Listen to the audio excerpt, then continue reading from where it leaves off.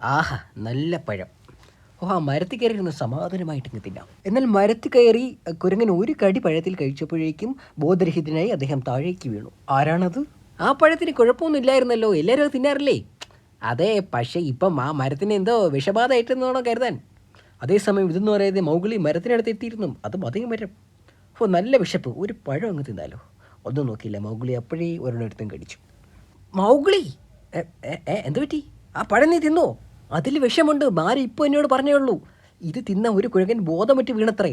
മുന്നറിയിപ്പ് കൊടുക്കാനായി ഞാൻ ഇവിടെ ആരെങ്കിലും നിർത്താൻ പറ്റുമോ നോക്കി വന്നാ. അപ്പോഴേക്കും നിനക്കെന്തെങ്കിലും പ്രശ്നം തോന്നുന്നുണ്ടോ? ഏയ്, എനിക്കൊരു പ്രശ്നം തോന്നുന്നില്ല. വേഗം വാ, നമുക്ക് ബാലുവിനെ കാണണം. വേഗം നടക്കട്ടെ, തൽക്കാലം എൻ്റെ പുറത്ത് കയറിക്കോ. ബാലു, വേഗം എന്തെങ്കിലും ചെയ്യണം. മൗലിയ വിഷപ്പഴം തിന്നു. ഇത് തിന്നെ വേഗം, വിഷാംശം നീക്കാൻ നല്ലതാ. പക്ഷേ വേഗം ആവട്ടെ മൗലി, സംസാരിച്ച് നിൽക്കാൻ സമയമില്ല. ബഗീര, ഇതിനിടെ അഖേലൻ വന്നൊരു കാര്യം പറഞ്ഞിരുന്നു. കാട്ടിലെ ചില മരങ്ങളിൽ മൃഗങ്ങളോട് പ്രതികാരം ചെയ്യുമെന്ന് കേട്ടിട്ടുണ്ട്.